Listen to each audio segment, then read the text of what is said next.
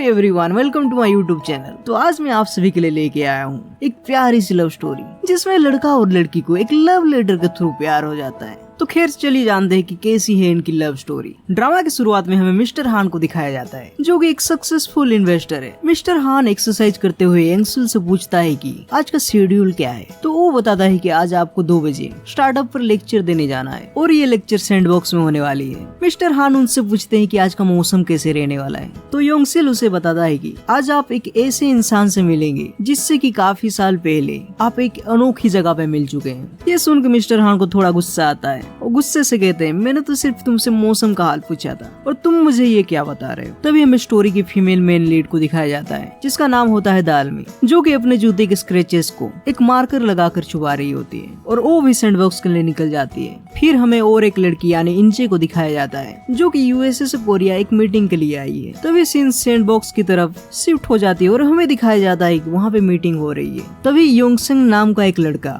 इंजे से पूछता है कि आज जो आपके आर्ट के ऊपर कमेंट किया गया है, आप उसके ऊपर क्या बोलना चाहेंगी। तो वो बोलती है, ऐसे निकम्मों के ऊपर ध्यान न देना, यही मुंह तोड़ जवाब है। ये सुन योंगसुन अपने सीट पे बैठ जाता है और अपने दोस्त से पूछता है कि क्या उसने मेरी बेइज्जती की। तो उसका दोस्त उसे बताता है कि हाँ, तुम्हें उसने निकम्मा बोला है, वो भी पूरी दुनिया के सामने। क्वेश्चन आंसर चल ही रहा होता है, तभी दालमी एक लड़के से माइक छीन लेती है और बोलती है कि हेलो, मेरा नाम है दालमी। जिसे सुनने के बाद इंजी और मिस्टर हान चौंक जाते हैं। दालमी बोलती है कि सभी जानते हैं कि आपने अपनी लाइफ में बहुत ही स्मार्ट डिसीजन लिए है, पर क्या आपने कभी मतलबी बनकर फैसला लिया है मिसेस साइंचे। ये नाम सुनते ही सभी चौंक जाते हैं और ये दोनों कहते हैं कि लगता है कि ये भी हम दोनों की तरह टांग खिंचाई करने के लिए आई है। तभी इंजे कहती है, हाँ लिया है, और तुम्हें वो फैसला गलत लग सकता है क्योंकि मेरे पास और कोई दूसरा ऑप्शन नहीं था। और हाँ, मेरा नाम साइंजा नहीं, वो इंजा है। तभी सीन फ्लैशबैक में जाती है, जब दालमी और इंजे दोनों बहन हुआ करती थी और एक दूसरे के काफी अच्छे फ्रेंड भी हुआ करती थी और उनके मॉम डैड हमेशा लड़ाई किया करते थे।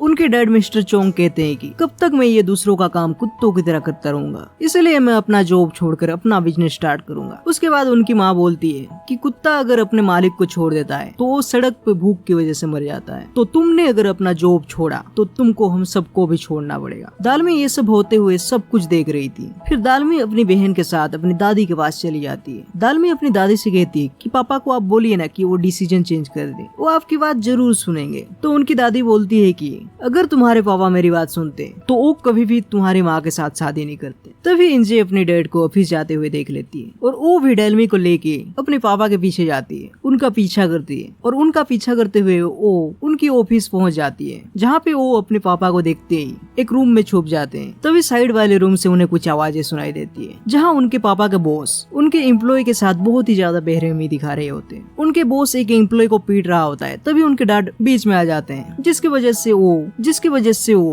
उन्हें भी बहुत ही बुरी तरह से मारते हैं। दालमी ये देख बहुत ज्यादा रोने लगती है, पर दालमी को इंजे संभाल लेती है। ये लोग घर आके उनकी मॉम को बताते हैं कि उनके बॉस उनको मार रहे थे। तो उनकी मम्मी बोलती है कि हम तीनों के फ्यूचर के लिए तुम्हारे पापा को जॉब करना पड़ेगा। उस टाइम उनके पापा भी घर आ जाते हैं और वो कहते हैं कि उनको डिवोर्स चाहिए। उनकी मम्मी बोलती है ठीक है, और इंजे दालमी से पूछती है कि तुम्हें किन के साथ रहना है, अपने पापा के साथ या फिर मॉम के साथ। तभी सीन शिफ्ट होती है प्रेजेंट में, जहाँ एंजी दालमी से पूछ रही होती है, क्या उस इंसान को भी पछतावा है जिसने मेरे से अलग फैसला लिया था, क्योंकि लोग कहते हैं फैसला जो भी लो पछतावा तो होता ही है। वहाँ पे बैठे मिस्टर हान को याद आती है वो योंगसिल की बातें, जिसने कहा था कि तुम आज किसी खास इंसान के साथ मिलोगे जिससे तुम काफी पहले भी मिल चुके हो। तभी सीन फिर से फ्लैशबैक में जाती है, जहाँ मिस्टर हान दालमी की दादी के होटल के बाहर खड़े होकर उनको देख रहा था। शायद उनको भूख लगी थी। दालमी की दादी उनसे पूछती है कि तुम्हें कुछ लेना है, लेकिन मिस्टर हान कहते हैं कि नहीं, मुझे भूख नहीं लगी है, और वो वहाँ से चले जाते हैं। मिस्टर हान अपने रहने के लिए एक रूम देखने जाता है और वो ब्रोकर से पूछता है कि इस रूम का डिपॉजिट कितना पड़ेगा। ब्रोकर उसे बताता है कि डिपॉजिट 20 लाख और किराया 1.5 लाख। ब्रोकर उनसे पूछता है कि तुम्हें अनाथ आश्रम से निकलते टाइम कितना पैसा मिला, उन्होंने तुमको कितना पैसे दिए। मिस्टर हान बोलते हैं 20 लाख। तो ब्रोकर बोलते हैं तुम्हारे पास फिर तो किराए के लिए पैसा भी नहीं बचेगा। तो मिस्टर हान बोलते हैं हाँ, और मुझे खाने के लिए भी पैसे नहीं होंगे। तभी जाते समय वो ब्रोकर मिस्टर हान की वो बोर्ड को देखता है और पूछते हैं कि क्या तुमने ये जीता है। तो मिस्टर हान बोलते हैं हाँ, ये मैंने जीता है। तो ब्रोकर बोलता है तुम्हारे जैसे बच्चों में इतना हुनर है, मुझे लगता है तुम्हें इन्वेस्टमेंट करनी चाहिए, तुम अपने इस हुनर से बहुत ही अच्छे पैसे कमा सकते हो। तो मिस्टर हान कहते हैं कि मैं अभी बच्चा हूँ, तो इसीलिए मैं बैंक अकाउंट नहीं खोल सकता। ब्रोकर बोलते हैं चाहो तो तुम मेरे साथ काम कर सकते हो, पर मिस्टर हान को उस ब्रोकर के आंखों में अच्छाई नहीं दिखती, तो वो अपना बोर्ड छीन के निकल जाते हैं और वो एक रेस्टोरेंट के पास पहुंचता है जहाँ एक बच्चे को अपने मम्मी पापा के साथ खाना खाते हुए दिखता है। जिसके बाद वो सोचता है कि काश मेरे भी पेरेंट्स होते। वो अपने आप को बेसहारा महसूस करता है। तभी वहाँ अचानक बारिश होती है, तो वो वहाँ से जैसे तैसे करके भाग के बचने के लिए जगह खोजने लगता है। वहाँ पे किसी ने घर बेचने के लिए टूलेट वाला पोस्टर लगा रखा था, वो वही देख रहा था। तभी वहाँ सामने वाले घर से दालमी की दादी आ जाती है और उसके फटे हुए जूते को देख के बोलती है, क्या तुम्हारे पास रहने के लिए मकान नहीं है? बच्चे, ये जो ब्रोकर है वो तुम्हारे साथ फ्रॉड भी कर सकते हैं। वो तुम्हें कम पैसे में घर देने का लालच देकर मेंटेनेंस का पैसा लेंगे। तो आज इतनी बारिश हो रही है तो तुम ऐसा कर सकते हो, तुम मेरे दुकान में रह सकते हो,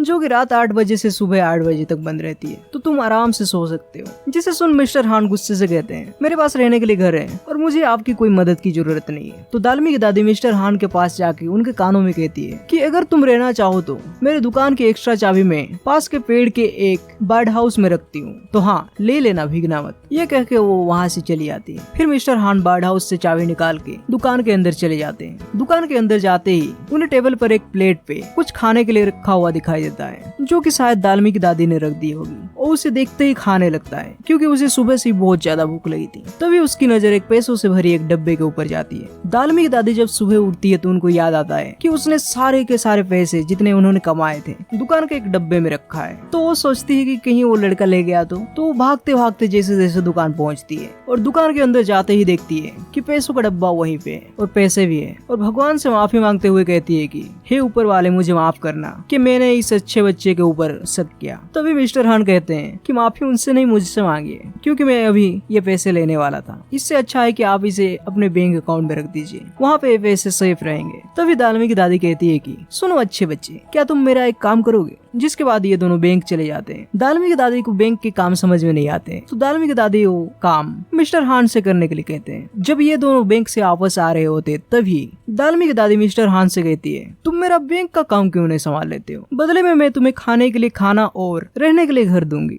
मिस्टर हान दालमी की दादी से पूछते हैं, आपको डर नहीं लगता है क्या? मेरे पास आपकी दुकान की चाबी है, मेरे पास आपके बैंक अकाउंट के पासवर्ड है, जब चाहूँ पैसे निकाल सकता हूँ। कहीं मैं सारा पैसे लेके भाग गया तो क्या करेंगे आप? तभी वो बोलती है कि क्या करूंगी, तुम्हें अच्छे बच्चे समझने की भूल करूंगी और पछताऊंगी और क्या। फिर मिस्टर हान को ब्रोकर की याद आती है जिसने उससे कहा था कि तुम्हें इन्वेस्टमेंट करनी चाहिए, तुम अपने इस हुनर से बहुत सारे पैसे कमा सकते हो। जिसके बाद मिस्टर हान अपने लिए एक न्यू लैपटॉप खरीदता है और अपना अकाउंट बना करके उसमें कुछ इन्वेस्ट करना स्टार्ट कर देता है। दालमी एक दिन अपनी दादी के पास मिलने जा रही होती है और उसके पीछे मिस्टर हान भी आ रहे होते हैं। वो एक बुक पढ़ते हुए जा रहे होते हैं। दालमी को लगता है कि वो लड़का उसका पीछा कर रहा होता है। वो मिस्टर हान के पास जाके कहती है कि हे लड़के, मेरा पीछा काय कर रहे हो? देखो मेरा मूड बहुत खराब है, मेरा पीछा करना बंद करो। जिसे सुन मिस्टर हान चौंक जाते हैं और कहते हैं, क्या मैंने इसका पीछा किया? पागल लड़की है क्या? छोटी बच्ची है क्या? दालमी अपनी दादी के पास पहुंचते ही उनसे गले लगने के बाद रोने लगती है। तो दालमी की दादी उससे पूछती है कि तुम रो क्यों रही हो? तो दालमी अपनी दादी से बताती है कि डाइट का डिवोर्स हो गया, जिसके बाद उनकी माँ और उनकी बहन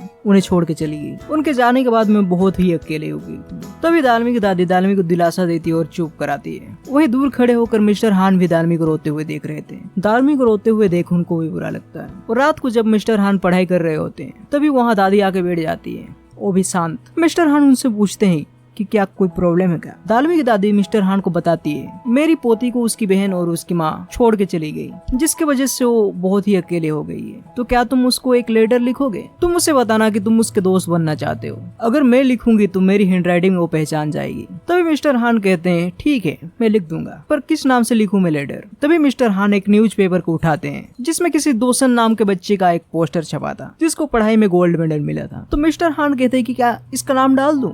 उसकी दादी उसे देखते ही कहती है, हाँ इसी का नाम डाल दो, ये देखने में भी हैंडसम है और अमीर घर का भी लगता है। तो मिस्टर हान दोसान के नाम से दालमी को लेटर लिख देता है। दालमी को वो लेटर मिलने के बाद वो खुशी से झूम उठती है और अपने पापा के पास जाती है और अपने पापा को कहती है कि पापा मुझे लव लेटर मिला है, वो मेरी एज का है और उसका नाम डोसान है और उसकी हैंडराइटिंग भी काफी अच्छी है। उसके डैड हंसते हुए कहते हैं, हाँ लड़का काफी मेच्योर लग रहा है और उसकी हैंड राइटिंग भी काफी अच्छी है, कहीं ये तुम्हें फंसा तो नहीं रहा है। तभी दालमी बोलती है, नहीं पापा, ये लेटर खुद उसने दादी को आके दिया था। और लेटर काफी ज्यादा इमोशनल रहता है, तो पढ़ते पढ़ते दालमी भी बहुत ज्यादा इमोशनल हो जाती है। तभी दालमी के पापा को ये एहसास होता है कि उसकी बेटी ये लेटर पाके बहुत ही ज्यादा खुश है और वो कहते हैं कि क्या तुम इसका जवाब देना चाहोगी। तभी दालमी बोलती है, हाँ शायद दूंगी। और अगले दिन दालमी के पापा दालमी का लिखा हुआ लेटर लेके दालमी की दादी के पास जाते हैं और कहते हैं, थैंक्स मॉम, आपने जो ये सब दालमी के लिए किया। तभी दालमी की दादी पूछती है, क्या तुम्हें पता चल गया कि मैंने ये लेटर को लिखवाए हैं। जिसके बाद वो बोलते हैं, हाँ, पर दालमी को इसके बारे में पता नहीं है, वो तो इस लेटर को पाके बहुत ज्यादा खुश है। फिर वो अपनी मोम का हाथ पकड़ के कहते हैं कि मोम, मैं बहुत ज्यादा मेहनत करूंगा और दालमी की माँ और बहन को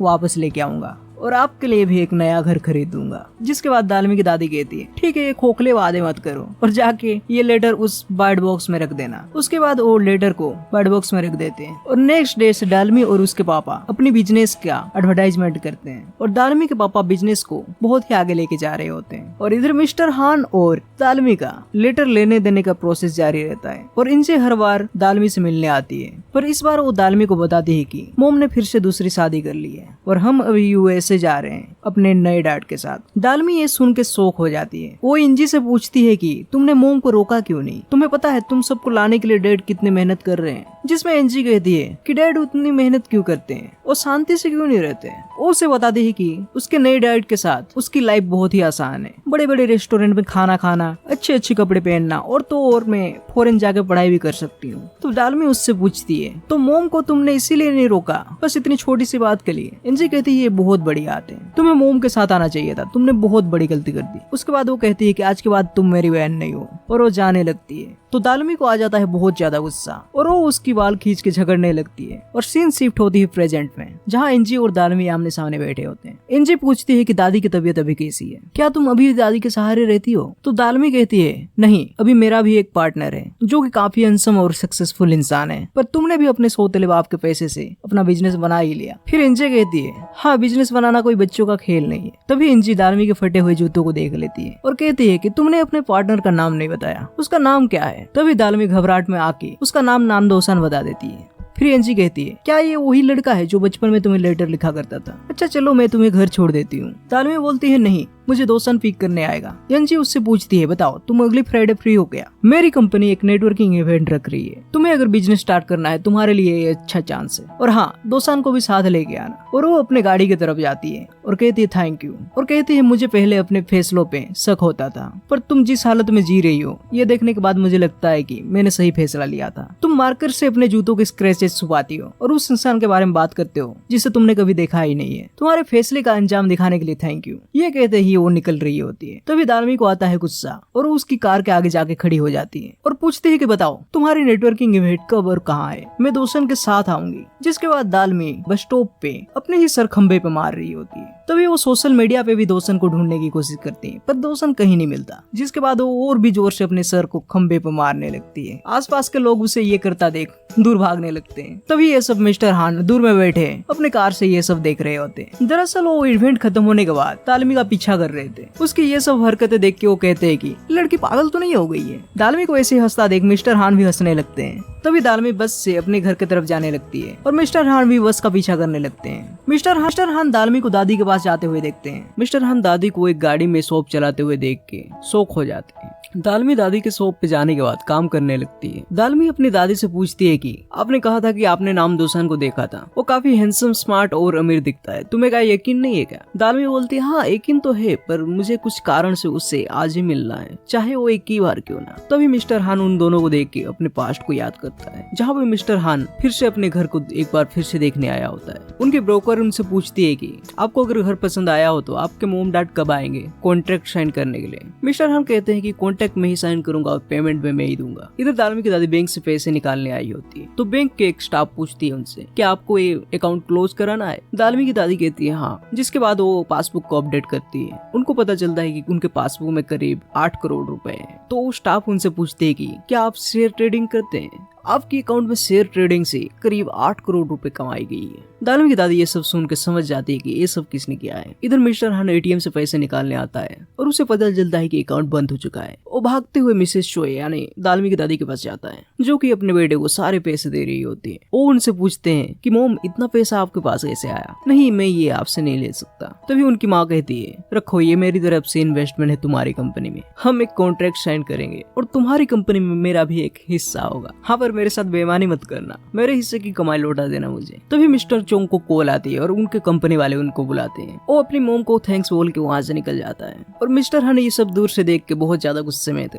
इधर मिस्टर चंग जल्दी जाने के चक्कर में रेड सिग्नल को क्रॉस कर देते हैं, जिसकी वजह से एक गाड़ी मिस्टर चोंग को जोर से टक्कर मारती है। टक्कर लगने की वजह से मिस्टर चोंग की सर से खून निकलने लगता है। फिर भी वो हॉस्पिटल जाने की बजाय मीटिंग में जाने के लिए दौड़ते हैं। मिस्टर चंग अपने बिजनेस प्लान के बारे में सबको बताता है, जो कि इन्वेस्टर को काफी ज्यादा पसंद आता है। तभी सियोन कहती है कि मैं आपकी कंपनी में इन्वेस्ट करूंगी, पर मुझे आपसे एक सवाल पूछना है। आपने कस्टमर तो बहुत ही ज्यादा जल्दी जोड़ लिया, पर इससे हमारी कमाई कैसे होगी? क्या आपने इसके बारे में सोचा है? मिस्टर चांग कहते हैं, नहीं, मैं पहले सारे कस्टमर को अपने साथ जोड़ना चाहता हूँ। जिसपे एक इन्वेस्टर कहता है, इसका मतलब कि अभी हमें कोई मुनाफा नहीं होगा। फिर मिस्टर चोंग कहते हैं कि मैंने मुनाफे के चक्कर में ही बहुत सारे कंपनियों को स्टार्टअप में ही डूबते हुए देखा है। ये सुनते ही वो अपना बिजनेस कार्ड उनको देती है और कहते हैं कि अगले हफ्ते ही हम इन्वेस्ट करेंगे। फिर मिस्टर चोंग की नाक से खून आने लगता है, पर उसे अपने कामयाबी को देखकर अपने दर्द का पता ही नहीं चलता। इधर मिस्टर हान दादी के पास आता है और अपना सारा सामान लेके जाने लगता है, लेकिन दादी उसे पकड़ लेती है और पूछती है, अच्छे बच्चे तुम कहाँ जा रहे हो? फिर मिस्टर हान कहते हैं गुस्से से,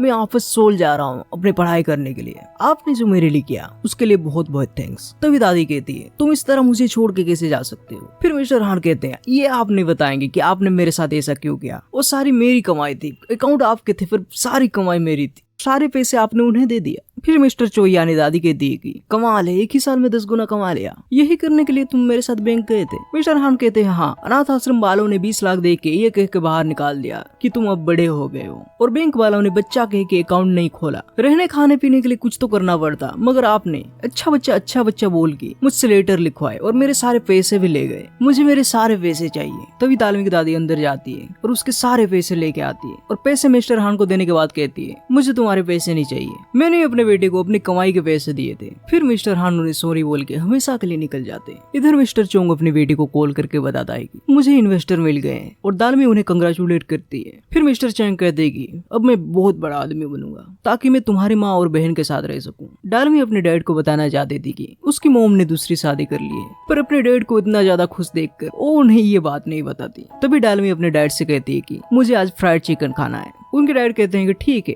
इतना तो मैं कर ही सकता हूँ। फिर दालमी अपने डैड को आई लव यू बोलती है। फिर उनके डैड बोलते हैं, मैं चिकन खिला रहा हूँ इसीलिए बोल रहे हो क्या? दालमी कहते हैं, नहीं खिलाओगे तभी बोलूंगी। मिस्टर चोंग सियोन से लिफ्ट में जा रहे होते हैं, तभी उनके नाक से फिर से ब्लड आने लगता है। वो अपने रुमाल उससे देती है और कहती है कि ये बिजनेस करना बहुत ही मुश्किल काम है ना, अगर कामयाब हो जाते हो तो सीईओ बन जाते और नाकामयाब होते हो तो फ्रॉड कहलाते हो। ये दुनिया बहुत ही जालिम है। तभी मिस्टर हान कहते हैं, हाँ ये तो है, अगर मैं आज कंक्रीट की जगह पे रेत पे गिरता तो मुझे इतना चोट नहीं लगती। वो पूछती है, वो कैसे? फिर मिस्टर हान कहते हैं, मेरी बेटी को एक बार झूले झूलते टाइम चोट लगी थी, तो मेरी बेटी ने कहा कि आप जमीन पे रेत डाल लीजिए। उसके बाद से वो जब भी रेत पे गिरती तो वो उठकर फिर से झूले झूलने लगती है। इधर मिस्टर हान सियोल जाने के लिए बस स्टॉप पे बैठा होता है कि तभी वहाँ पे मिस चोय यानी दालमी की दादी मिस्टर हान के लिए नए जूते लेके आती है और कहती है कि तुम्हारे फटे हुए जूते अच्छे नहीं लगते, लाओ मैं तुम्हें ये पहना देती हूँ। और मिसेस चोय उनके पास जाके बैठती है और कहती है, जब तुम कामयाब हो जाओ तो मुझे कॉल मत करना, क्योंकि मुझे बहुत ही जलन होगी। हाँ, कॉल करना पर मुश्किल वक्त में, अगर बारिश हो रही और तुम्हारे सर पर छत ना हो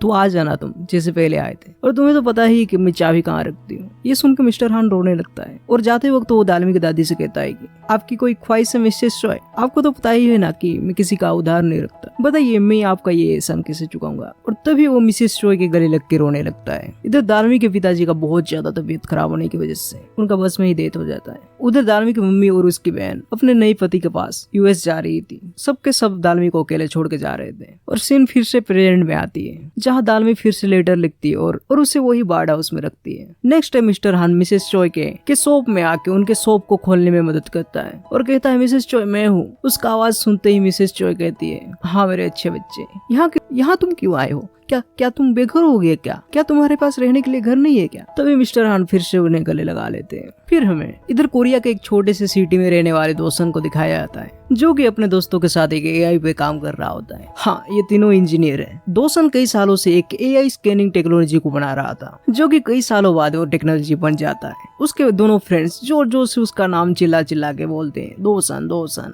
और फर्स्ट पार्ट यहीं पे एंड हो जाता है। तो जल्द ही हम स्टार्टअप का दूसरा पार्ट भी लेके आएंगे। तब तक आप लाइक शेयर सब्सक्राइब कीजिए, या फिर आप मुझे ये भी बता सकते हैं कि आप किस कोरियन ड्रामा या फिर चाइनीज ड्रामा के ऊपर एक्सप्लेनेशन वीडियो चाहते हैं। Okay, thanks for watching.